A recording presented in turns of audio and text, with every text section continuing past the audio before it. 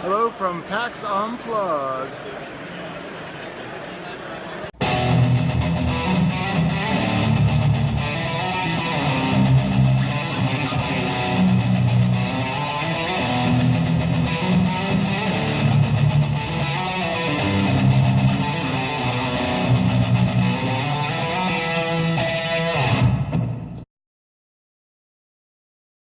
Welcome to the Miniatures Paintbrush. Today we're going to talk about PAX Unplugged. Now, PAX Unplugged's PAX, the Penny Arcade Exchange, was originally to showcase different coin-op video games so that manufacturers can come over, play test, and see if they want to buy for their store.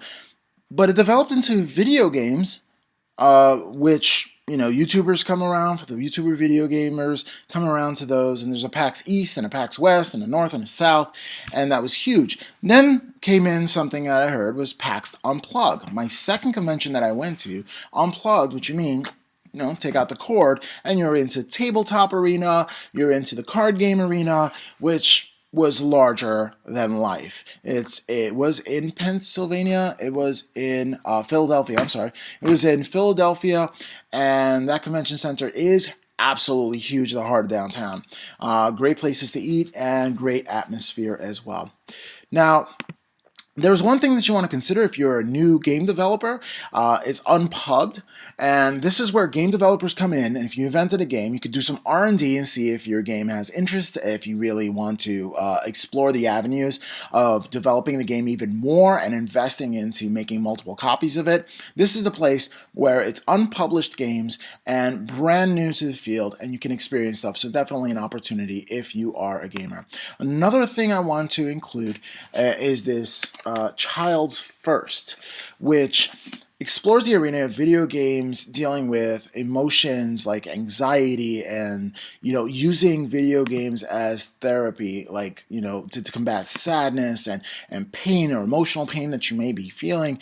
And I've always been a component of using games to improve emotion, because when you win a game and you're playing a game, or you're playing the game together and there's co-op, you have a special feeling that you really don't get many other places, and these feelings could definitely combat the feelings that you are currently feeling in order to make you feel better or elevate that.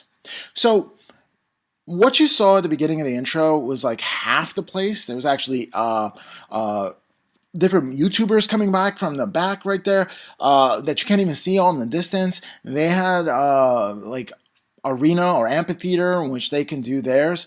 I think it's Acquisitions Incorporated was there, and they did their thing. But then on the right hand side from where you saw, there were these great kiosks and vendors that were there in droves, and I mean absolute droves. And games like Dust 1947 was there, which is miniature based, but we had card games as well that was represented. One game that I had particular interest in and I demoed was Dark as the Night, and you're just a miniature walking around on a little square grid where there's a campfire in the middle, and you have very limited visibility, and there's a monster out to get you, and you have to figure out which square the monster is at, and you only have two arrows to attack it, and that's about it. So there's interesting game mechanics. You have cards in there to help you get certain powers that can be activated at least once. And it's a really great game, a gateway game for anybody. It uses a miniature, and it's a little party game for somebody who's not into complex games to play, and it was a lot of fun. I did meet an artist called Ben Williams, and he has a WordPress website called Mini2. Yeah. And Too Mini. I'm sorry. Too Mini. Link in the description either way. Too Mini. Ben Williams is an amazing artist, an amazing person who is just really relatable, you could talk to, and he has wisdom in the miniature market. So if you ever thought about going to competition, he's been in them. If you ever thought about to do commission painting, he has done those. So he has a lot of wisdom and experience, and I would say reach out. He is an amazing person, and he just came up, and I really appreciate his work, and I had the honor to shake his hand and to ask some sage wisdom from him. Thank you, Ben, for taking your time. Arena Rex is the company that he's working for right now. The miniatures are amazing. They're, from what I can tell, very well sculpted, and definitely something you may want to check out. A really, really interesting game. And if you ever wondered why I was so kooky, well, because a mind flayer ate my brain. So there's nothing up there. Hence the cap that I'm wearing today. Another game I wanted to try was A Song of Fire and Ice, and that comes from the Game of Thrones, and a great story. If you haven't seen it yet, I recommend it. Don't do it with kiddies around because, you know, and also, the books are amazing as well, which the show is actually based on the books. And the game is based on both of them. And there you go. You have Lannister versus the Starks, and it's just, there's cards, there's political intrigue in there where you can set your miniatures and add bonuses, but it's a rank and flank kind of game. But when you lose hit points, like, they're markers, that the miniatures themselves are markers for like a hit point bar. So it's a little interesting and a little different, and I really got excited to try to demo that game. Now, I did not pick up that game in Kickstarter version because I was backing Bones for Kickstarter, and I can only back one thing at a time, right? But definitely cool. Weird miniatures were there, but they did have every miniature, even miniatures that haven't been produced that I've seen, and they had them just there for you to buy. But there was a price to that, though.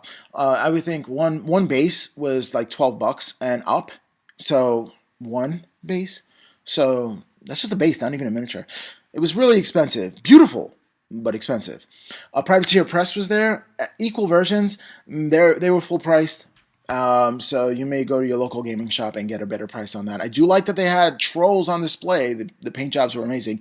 And also was equally amazing was the Northkin, the force there. I really like trolls, so that was great. The price, not so much again, but beautiful. Also, what was there was Reaper Bones, and Reaper Bones, they had just about everything. And they had like 4 walls and an island in the middle, top to bottom, all Reaper Bones miniatures, including those huge dragons, and plenty of paint. Another game I wanted to speak about was Japanese the Game by link in the description.